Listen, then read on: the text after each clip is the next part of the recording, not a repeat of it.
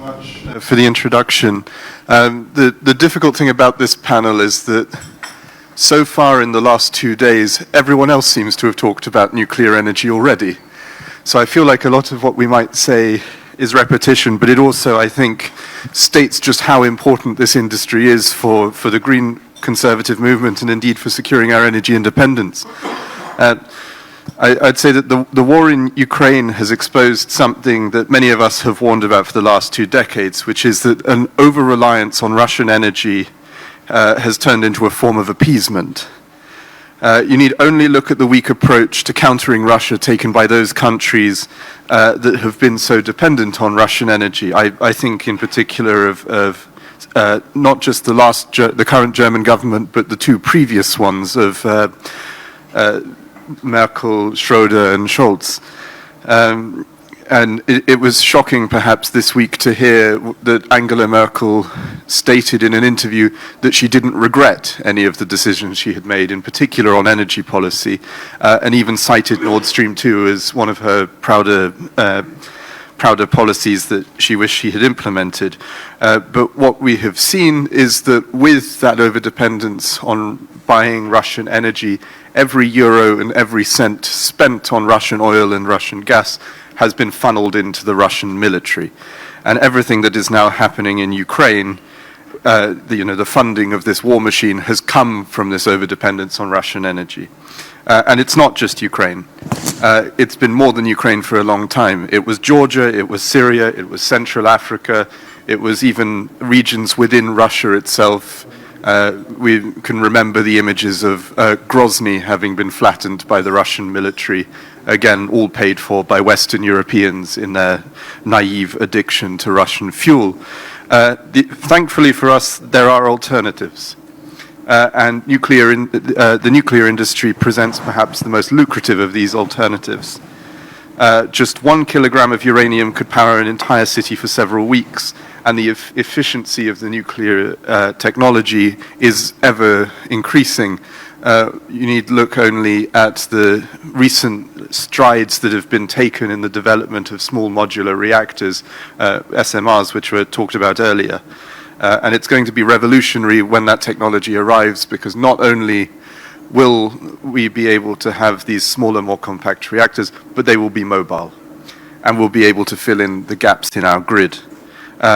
And we are looking at the verge of a new renaissance for nuclear technology. And to help us understand this, I have 2 expert panelists from the industry. To my immediate left is Scott Melbye, the Executive Vice President of the Uranium Energy Corporation.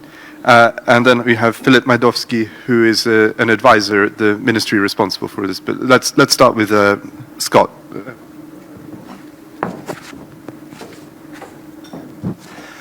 Well, thank you, Robert. And it's really a pleasure to be here with New Direction and the Institute.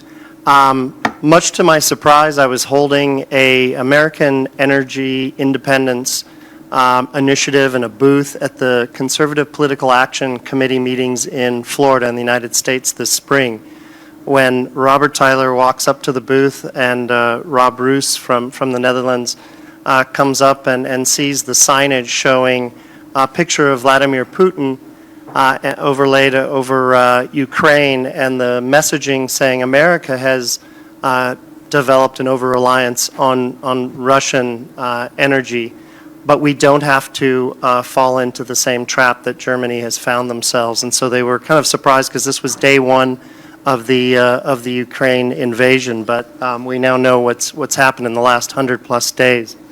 So what I really want to talk about today is a bit what this growth in nuclear energy means, why it's growing in public opinion, political support, talk about the Russian reliance on fuels, but more importantly, emphasize that we don't need to be with uranium and nuclear energy. It's very global and diverse in nature, and so we can completely wean ourselves off of Russian supplies if we choose to. But it really comes down to the fact, and many of the speakers have talked about it, I think we've been hurtling into this energy transition with policies that are based more on ideology and less on math, science, and just logic. And that's why I love this the new direction emphasis of applying conservative values to the energy debate, because we really have a lot to contribute. If we get energy wrong, economies fail, quality of life suffers, and even people die, as we're seeing in Ukraine lately. So we have a lot of the answers as conservatives, so let's dive in. Nuclear power clearly is baseload power, which is carbon-free and safe, and this broadening realization is really what's exciting. So it's not surprising that we've seen growth around the world. Over the last 8-9 years, we've seen 55 reactors completed, 63 under construction.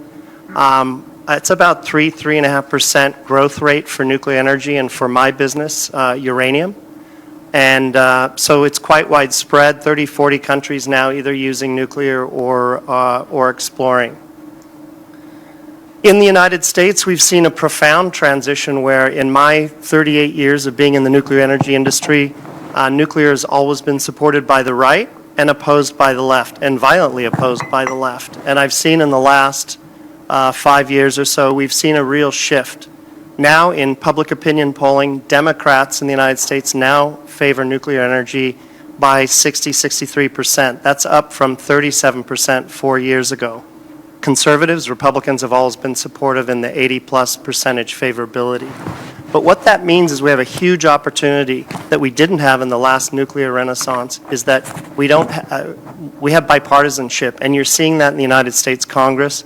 I've had the opportunity to testify before the Senate Energy and Natural Resources Committees in the U.S. Congress twice in the last year, one on restoring American energy leadership and another on this over-reliance on critical minerals to countries like China and Russia. We're seeing Democrats as interested, like Joe Manchin, a Democrat from West Virginia, is just as eager to see nuclear power go forward as Senator Barrasso, a Republican from Wyoming. So it really comes down to the fact that nuclear power is as clean and safe as wind and solar, but much more reliable and resilient. While wind and solar can perhaps run 25, 30% of the time, nuclear runs 95% of the time.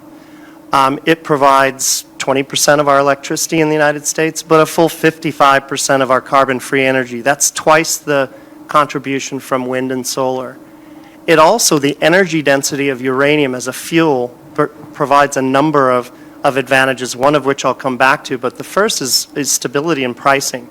We love natural gas in the United States. We have abundant natural gas, and we should continue to use it to its best degree, but its fuel is volatile. So we've seen cold weather spells in the United States where gas prices have spiked, as they're very high right now, and that causes electricity bills to go through the roof. We've seen $10,000 monthly power bills in the state of Texas during a recent cold spell. So this is something that's part of the mix, but nuclear can provide much more of a hedge against that kind of volatility. And then the small modular reactor, unfortunately we're not building more big reactors in the U.S. We have 2 very large units coming on at Vogtle in Georgia. But what's really the next wave now are SMRS, small modular reactors, or advanced reactors, like is going into the state of Wyoming, or into the state of Idaho, or western Washington state. What's the common denominator there? These are western U.S. states that are highly dependent on coal and are being forced to move away from fossil fuels, can't go entirely into the natural gas camp because of the volatility, and are choosing nuclear. In Europe, you're very familiar with the situation here. You have a larger program in terms of total reactors across Europe, with 130 in operation. But you have a range of public acceptance and growth. Obviously, Germany following through on their phase-out of reactors, only having a small number left that will be shut down in the coming years unless efforts are made to keep them. But you have France nearby that is 74% reliant on nuclear power, has electricity rates 50% lower than Germany, has clean air, and isn't facing the natural gas reliance on Russia to the degree Germany is. So we see the whole spectrum here. Of course, the UK, with Boris Johnson's government committing to go forward with 16 small modular Rolls-Royce reactors in the coming years and completion of the very large reactors that are effectively replacing the UK's older generation of nuclear reactors and upgrading them to the latest next generation units. Central Europe, where we are, I think is probably outside of Asia the fastest growing market for these small modular and large reactors in the world today. Why? They're being pressured to decarbonize from the European Union. At the same time, their backs are up against the wall literally with Russia. They can't rely on gas from Russia and don't want to rely on gas for Russia. So nuclear is an excellent option, whether it's here in Poland, Czech Republic, Romania, a number of other countries. Here's the bad news, is we have an over-reliance on Russian fuel supplies, and we don't have to. This was a commercial preference. We thought it was a good thing when Russia joined the international community, emerged out of the Soviet Union, and we embraced their energy sector and welcomed them into the international nuclear fuel market. But much the same way the pandemic kind of pointed out that, say, with respirators, ventilators, masks, gloves, we became complacent in this globalization and we let sort of critical minerals, critical commodities kind of fall out of our control and be produced by countries that don't share our values. Nowhere is that more evident than the United States, where 58% of the uranium that's used to produce 20% of our electricity comes from Russia, Kazakhstan, and Uzbekistan. 20 to 25% of the uranium enrichment services come from Rosatom in Russia. The European community is similar reliance, although I will give credit to the EU's Euratom supply agency that has always stressed that the member states have a diversification of their fuel supplies to not grow overly reliant on any one region or one country. But it gets more complex. In Central Europe, many of the existing reactors were built and designed by Russia, and they rely on Russian-specific fuel designs made by Tavel in Russia. So they've been much more reliant, not limiting themselves to 25% coming from Russia, but in many cases close to 100%. And that's a real critical situation now. Ukraine has been addressing that by shifting their fuel manufacturing from Westinghouse, from Tavel in Russia to Westinghouse with plants in Sweden. So other countries in Central Europe are all going to follow this trend and move away from Russia to Westinghouse. So what's the status? With the war now running more than 100 days, we saw a very quick response in the United States on oil, gas, and coal, where a ban was instituted very, I would say, rather quickly. We thought uranium would follow on, and that was reflected in a bill that was submitted by Senator Brasso out of Wyoming that would piggyback on the oil and gas ban. It's an almost immediate ban on Russian imports. Senator Manchin, however, has introduced another bill that would have this phase in over 3, 4, 5 years. Why is that? The utilities themselves, I think, and we're seeing the same thing with our ability to move away from gas in Europe and even nuclear fuel in Europe. There are utilities that want to see this more gradual and less abrupt. So somewhere in the midst of these two competing Senate, House bills in the United States Congress, I think we'll see a ban on Russian uranium in the coming months. And as the president of the Uranium Producers of America, I'm quite proud that we're standing in solidarity with Ukraine. I agree with Robert that the $1.3 billion of nuclear fuel purchases in the United States that are going to Russia need to be stopped, not 3, 4 years from now, but immediately. In the European Union, you have resolutions that have been passed to ban Russian fuel, uranium fuel imports, but it really falls to the member states and the utilities themselves to address their reliance on Russian imports. Of course, we can't rule out that an embargo could come the other way. I mean, if Putin realizes how important these uranium imports are to our energy systems, he can easily cut off supplies to us abruptly and without warning. So I think it would behoove us to really take action sooner rather than later. And then the real trend has been just the consumer preference. I was very proud of Vattenfall in Sweden who on the first or second day of the invasion announced that their company would no longer buy nuclear fuel from Russia and moved away. It didn't reflect their corporate values, and they put their money where their mouth is. Other companies and countries, southern companies out of the United States, never engaged with Russia in fuel supply for this very risk. So it's not surprising. Then I mentioned in the Central European countries, Czech Republic, Slovakia, Ukraine, all moving away from Russian-supplied fuel to Westinghouse, Western European fuel made by Westinghouse. And then let's not forget logistical barriers. It's getting very hard to actually import any nuclear fuel into the United States or Europe.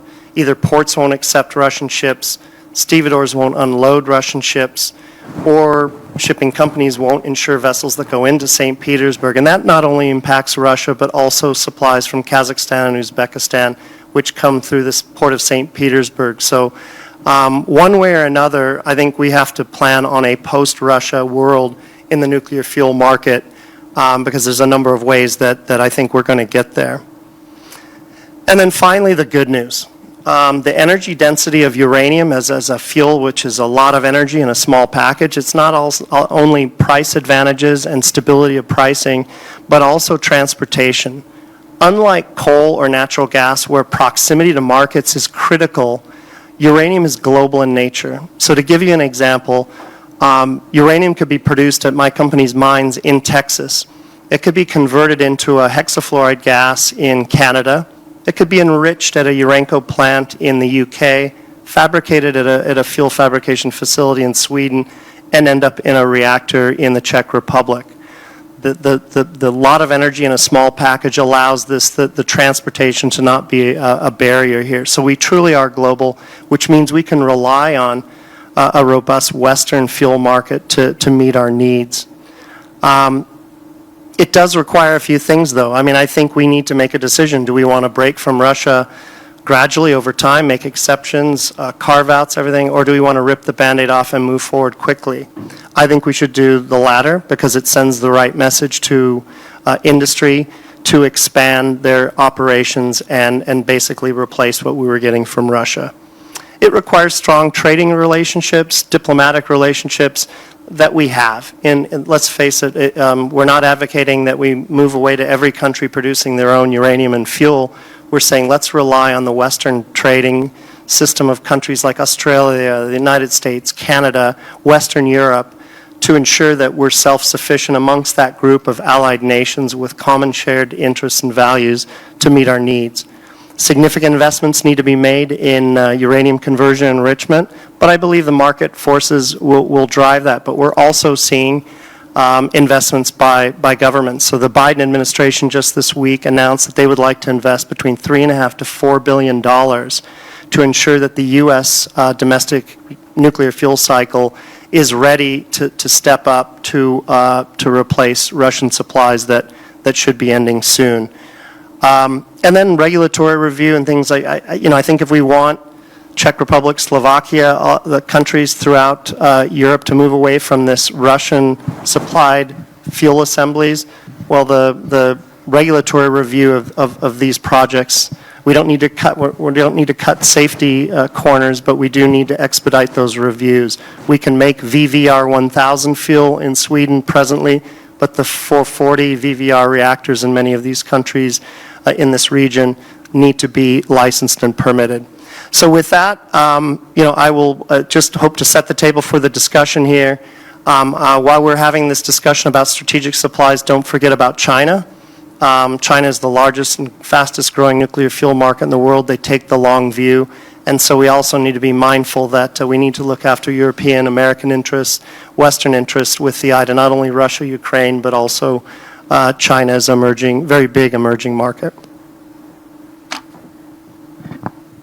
Thank you, Scott, for that very comprehensive overview of the not just the European but the global nuclear market and what we're dealing with. I'd like to now hand over to Dr. Filip Majdowski to perhaps give us the Polish and more specifically European perspective on things. Thank you very much. This was a very interesting presentation. I'll have a follow-up question later on. And now I will switch to Polish. Zaczęliśmy tak od inwazji Rosji. We started with the invasion of Russia in the Ukraine, full scale. We started with the invasion of Russia, full scale. We know that Russia is using the quote-unquote gas pistol, not for the first time, but I think that this war is going to be a certain kind of game changer when looking at the aspect of becoming independent of Russia and looking for other sources, as in this part of Europe and all of the EU.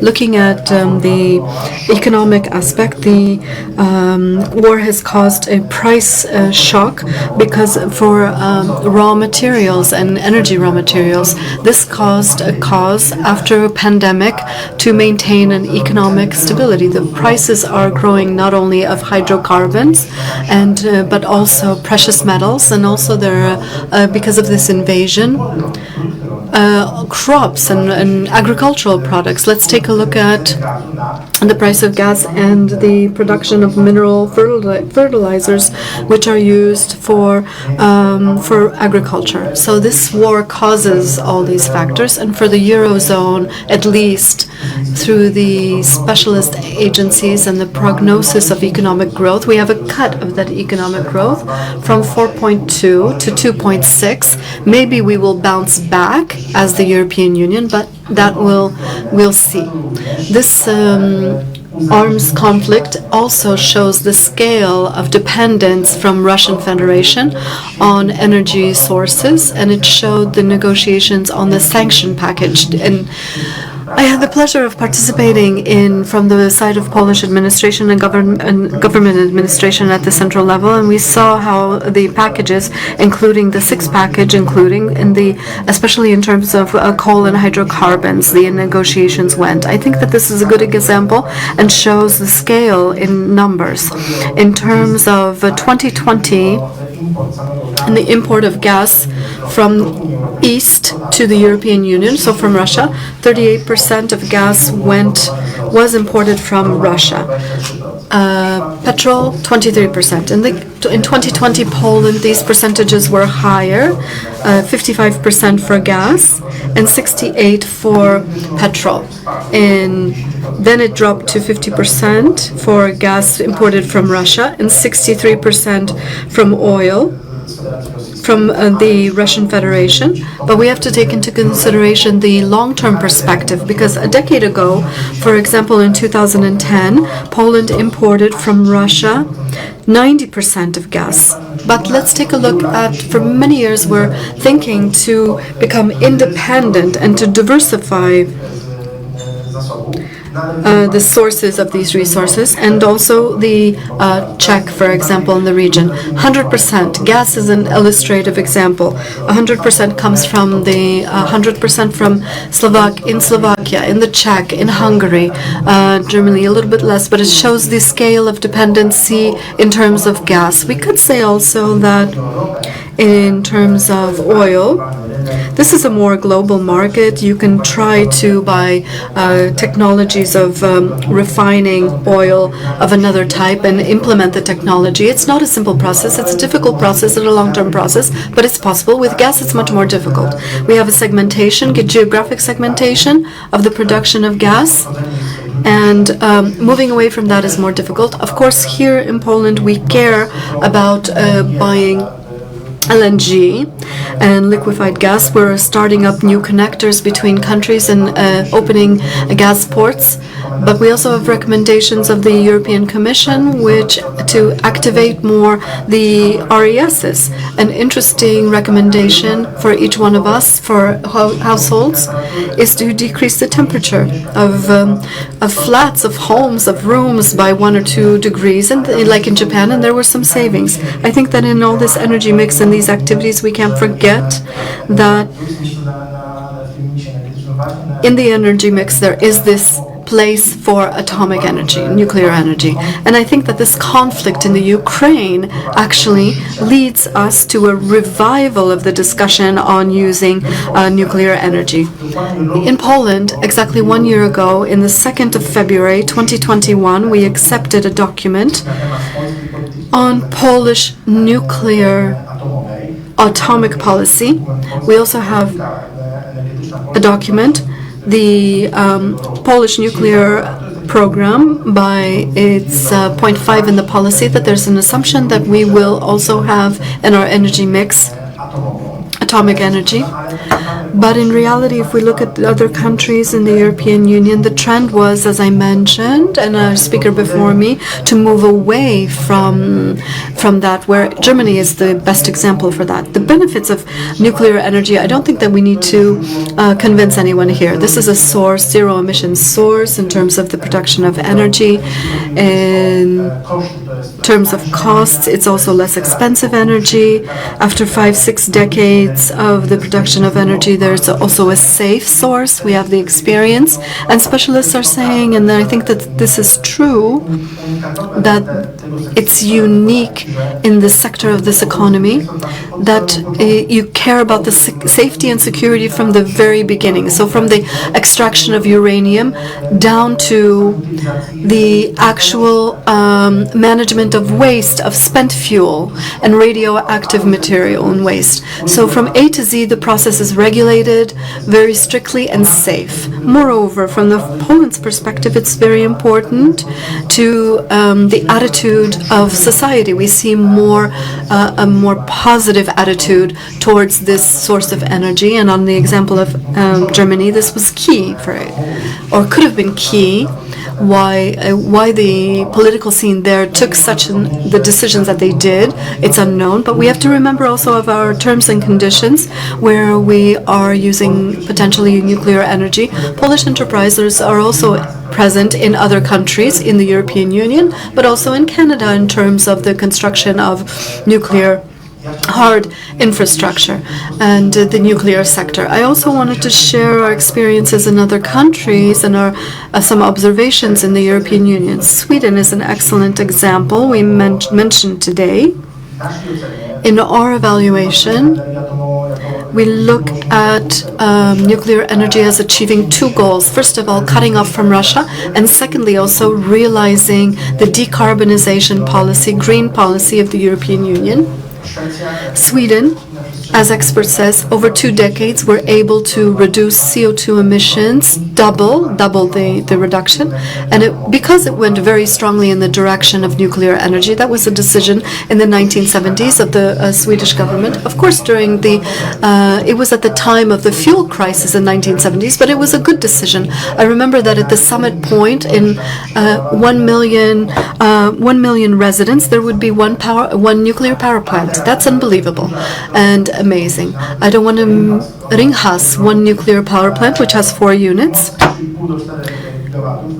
3.5 to 4 gigawatts. One of the units has been shut down, but if we wanted to reconstruct that capacity, that power, which that power plant generates, using RESs, for example, photovoltaic farms, we'd have to build them on a level, on an area of 42,000 hectares. That's unrealizable, unexecutable. So nuclear energy is much more effective from that perspective. But let's also not be naive in the sense that in the European Union there were certain works on the taxonomy, as we know, which we consider in what is considered as something with a label of green energy. And we had 2 coalitions, nuclear and anti-nuclear. Nuclear with France and Czech heading, and Poland also now, because we see our diversification in that area. They were saying that, please, the Commission, we consider this under certain condition, but as a good source of energy, and thanks to that these projects can be financed from EU resources. But moreover, what's even key from my perspective, from the area of supervision, where also in the Ministry of Assets since we are supervising that sector, the banking sector will want to participate in this sector, because if their ESG policies, they cannot finance dirty quote-unquote projects. So here is the battle in that area and achieving the victory, that coalition of nuclear countries. But on the other side, we had the anti-nuclear. So Germany, Portugal, Denmark, Austria. Okay, Portugal, we can their approach to nuclear is more about a conflict with Spain, where there's these 4 power plants near the border with Portugal. But that principal approach of Austria and Germany, and the example of Germany, this was yesterday discussed very closely. I'm personally surprised that 17 reactors will be shut down by the end of this year, 3, despite that invasion, despite the big high scale of a raging war in Ukraine.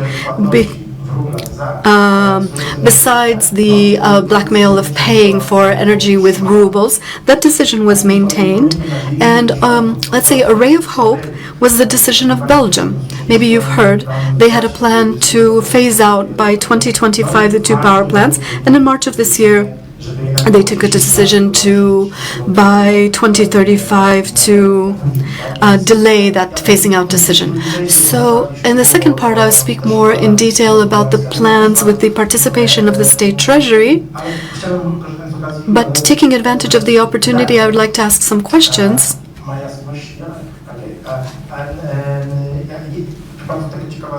And a very interesting opinion of the gentleman that both sides of the political party, both Republicans and Democrats, are right now for the atom. How was this successful? What did happen on the side of the Democrats that they changed their mind during recent years? Yeah, it's been an amazing transformation, because as I've said, I haven't seen it in 38, 40 years in the United States or globally, but I think it's really the failure of green energy policies that have not embraced nuclear energy as a big component, and natural gas for that matter. I think it's a realism on behalf of Democrats. If they're very serious about reducing carbon emissions, then they're going to have to make decisions based on the math and the science and less on ideology. So maybe maybe they fear climate change more than they fear nuclear energy, but they're getting comfortable with this notion. I also think there's nothing wrong with the existing current designs and technologies of nuclear power plants, but these new advanced and small modular reactors like you're considering in Poland, I mean, these are the next technological advancements of the industry, and perhaps these smaller reactors are more acceptable. Maybe we can even see them go into Germany on the sites of retired big reactors. Who knows? We'll see. But I think that's really just been the realism that their green energy policies really haven't gotten to. I mean, we've had 26 COP meetings, and what have we achieved in 26 years is 0 carbon emissions. We're emitting more carbon globally than we were before. So we've got to do something to change course if we're going to make a difference. No, and it's interesting that you asked that question, Filip, because you yourself brought up in your remarks the example of Sweden, and where you said that Sweden in the 1970s went through a nuclear renaissance of itself. Obviously, we always cite France as the other great example of a country that has a great nuclear infrastructure, 75%, I think you said. And again, that came from the same place, which was an energy crisis fueled by the OPEC crisis in the Middle East in the 1970s. And now in Europe today, we're going to face a similar energy crisis, but coming from somewhere different. So I find it interesting that it's not just, in your presentation, you also showed that it's not just in Europe that this transition is taking place. You also mentioned the 3 new reactors in the UAE, which is in itself an oil and a gas-rich country that exports hydrocarbons, and yet they have chosen that they don't want to be dependent on their own resources that they're exporting, but rather to have their energy independence through nuclear energy. But there is a catch to all of this, as you said, and I'm interested to get both of your opinions on this, which is that the irony in nuclear energy and having nuclear independence is that once the reactor is running, you can claim independence from it.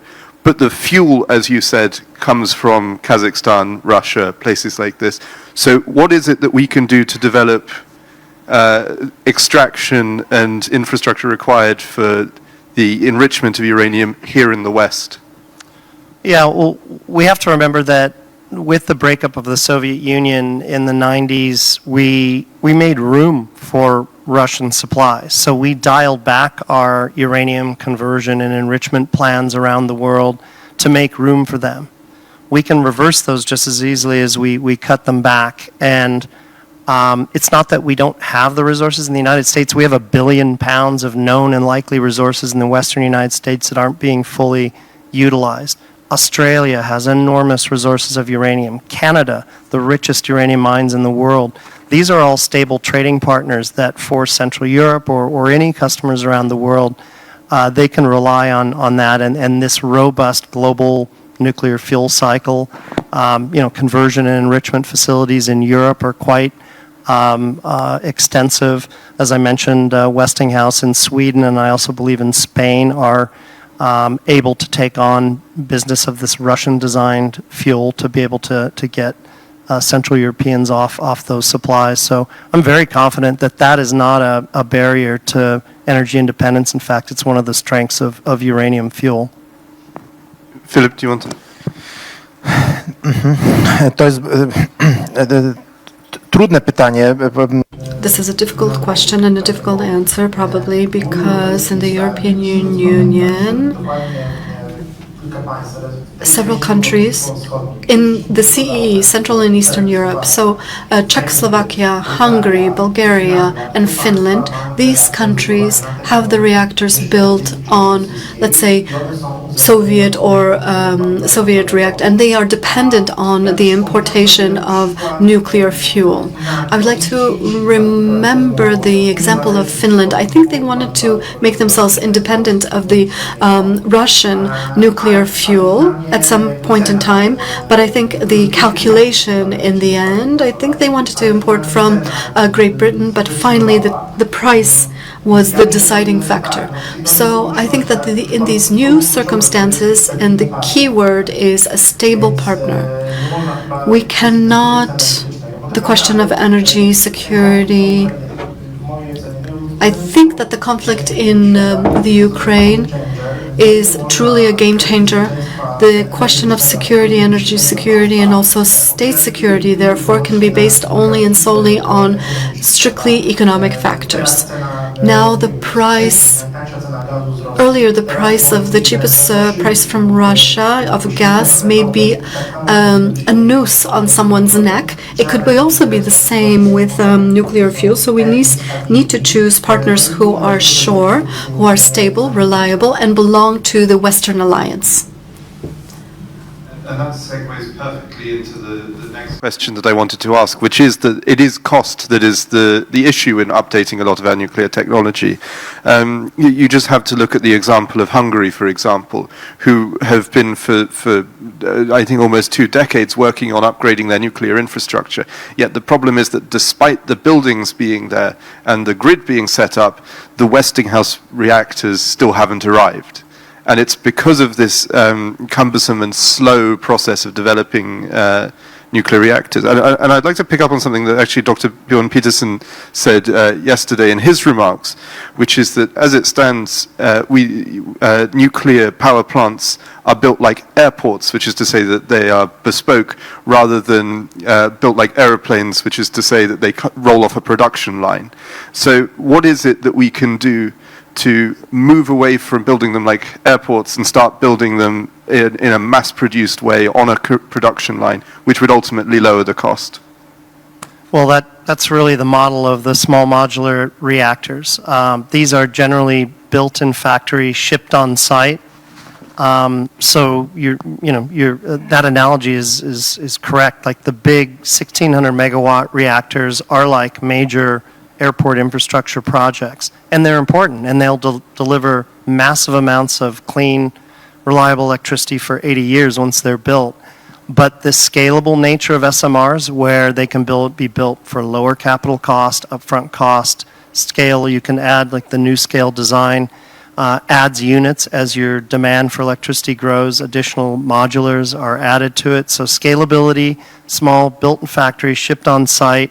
You'll get the Henry Ford kind of economies of scale when you get up. And honestly, there's markets for not hundreds, probably thousands of these reactors around the world because they're good fit for established grids, for remote areas, island nations, industrial concerns, mining, petrochemical, anywhere where you need electricity reliable, not intermittent, but 95% availability and carbon free. So I think we're going to achieve those economies of scale as we ramp up. Więc tak, jeżeli chodzi o podejście właśnie do tego. In terms of the approach to SMRs, there's a conviction here that it not necessarily has to be in conflict with traditional large-scale reactors, nuclear reactors. We also have some limitations of the production capacities because SMRs are for the up to 300 megawatts, so they won't be able to replace or substitute large-scale nuclear reactors. But Poland is at the beginning of the path, honestly speaking.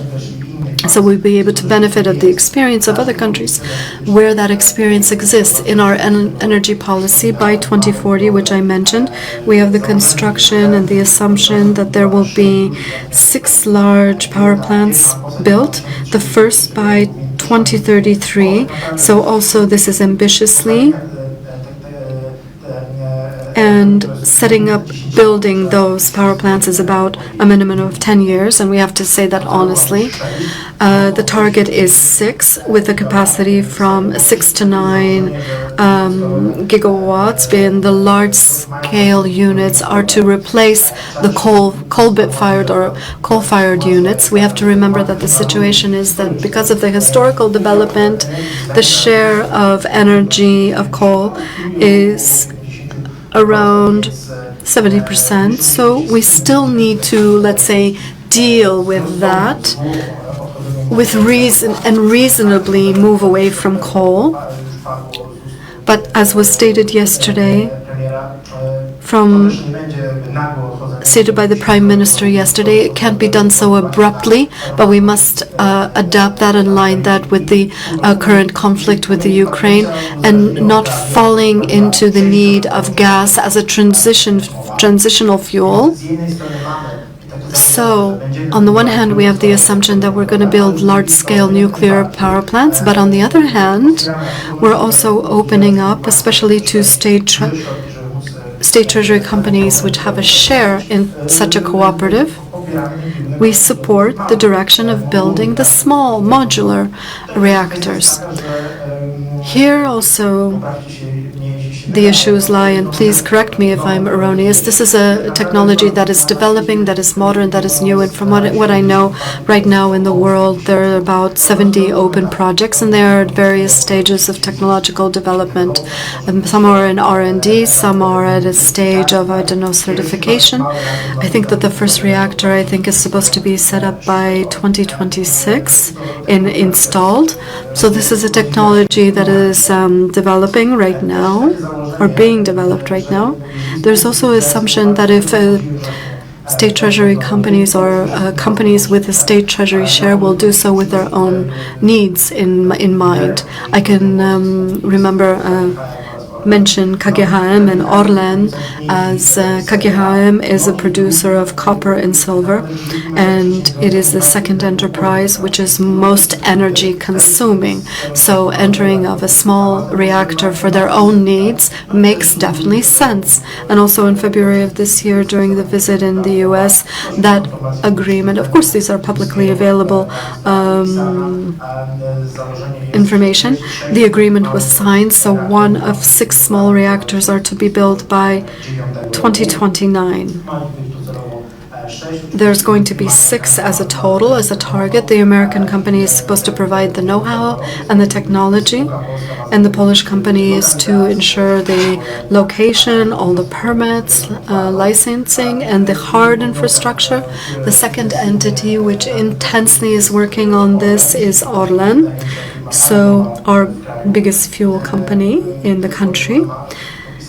They signed a memorandum and an SPV was set up with the GE and Hitachi, and the assumption is that around 2028-29 such a reactor is supposed to be installed.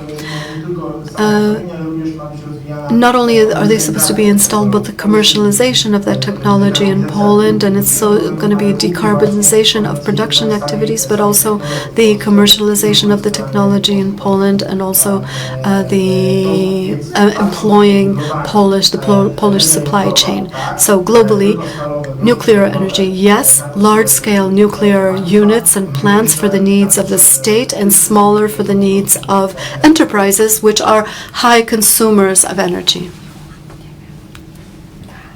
So, we can see from that we're in a position where this is on the way, that this technology is on the way, and in many ways it can't be, it would be difficult to slow down, and it's necessary, as you said, because of ending the reliance on Russia and breaking the Kremlin stranglehold on the energy market and so on. However, the criticism that we often get from the left, and not just from the left, is safety. The best example of where that has completely sunk a nuclear policy was in Austria. We always talk about Germany and how they started to shut them down, but in Austria they had built the reactor and then they had a referendum on the use of nuclear energy in Austria, where an overwhelming majority of the people voted against, and as a result Austria is, as we know, dependent on Russian gas. So what is it that we can do to calm people's nerves, to tell them that nuclear is safe, it's not something that we have to worry about, and it's something that will ultimately make our lives better? Well, one is education, because I think the reality, if we rely on data and we look at the history of nuclear power over the last 60 years, it has been the safest form of energy. It has produced the most electricity to benefit mankind with the least injury or death. And these are very small numbers. If you look at 3 Mile Island and Fukushima, I don't believe there were any injuries or death from radiation. Obviously, from the tsunami in Japan, we see the vision and the images of the death and destruction from that. Chernobyl was a different case, where it was a reactor that we never would license and operate in the West, and was just a faulty design and poor safety culture. Today's nuclear energy industry, even the reactors that Russia's building today, have greater safety culture. The next generation of reactors, if it's possible to be safer than the safest form of energy to date, we are making them even safer, and the small modular reactors have a footprint to where their safety exclusion zone may be actually to the fence line of their operation and not have any impact on surrounding communities. So we've got to do a better job. Emissions from fossil fuel power generation probably amounts to millions of premature deaths around the world from respiratory ailments, but we just kind of look the other way from that. So if we look at the data, nuclear is the safest and cleanest, as clean and safe as wind and solar. Ja myślę sobie, że to jest kluczowe zadanie. I think that this task is key to persuade people, society in a region and a country that nuclear energy is safe and secure, so that they can feel comfortable, they can feel safe, also because of the fact that they do have such a source of energy nearby. I do agree. Education, awareness, and reliable information. This is crucial and will be so.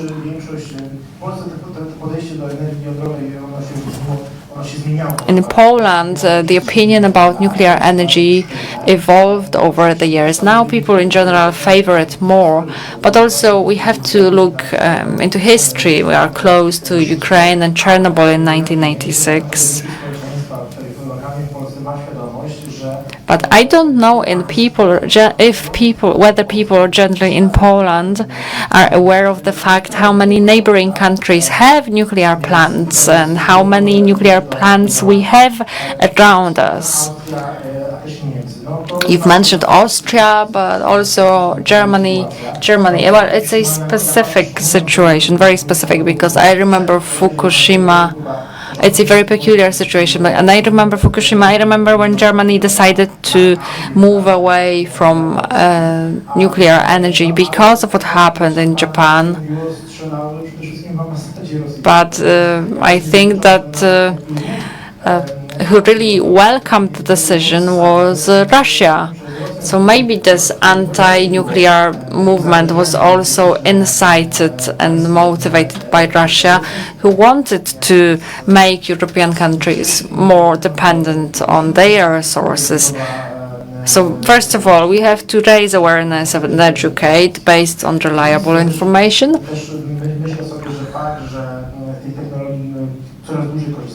Also, as well, the longer we use this technology, the more we use it.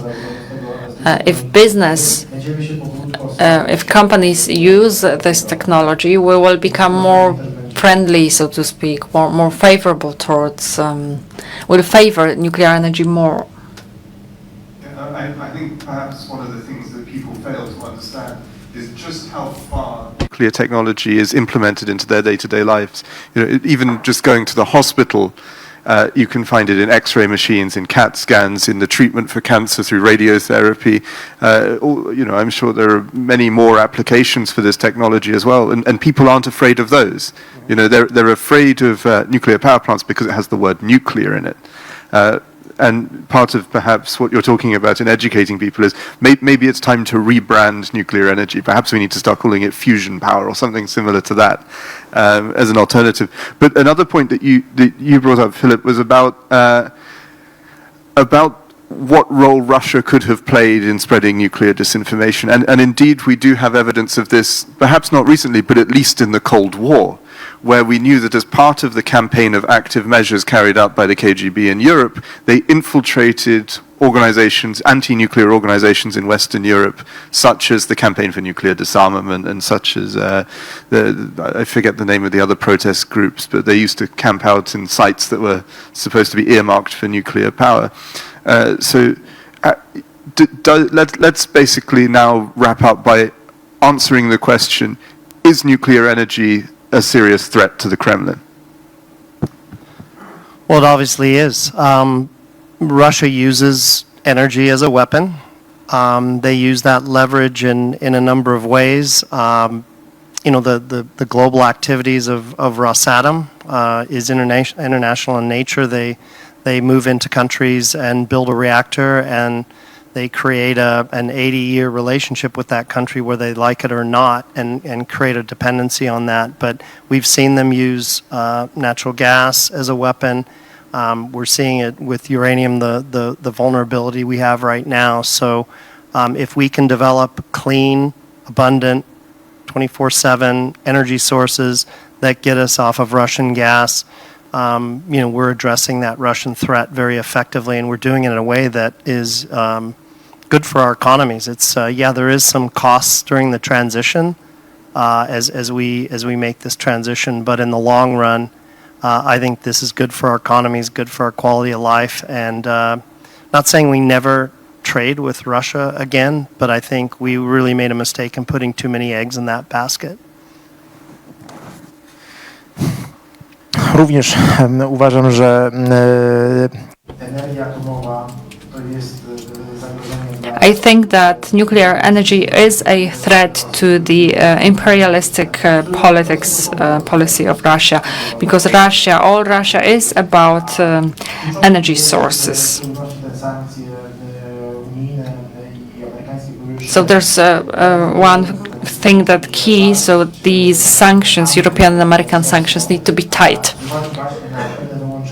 And also, because of some exemptions of the sanctions, in Q1, the worth of foreign trade with Russia is twice the amount from the last year, and 50-60% accounts for energy resources, and this is because of the increase in the prices.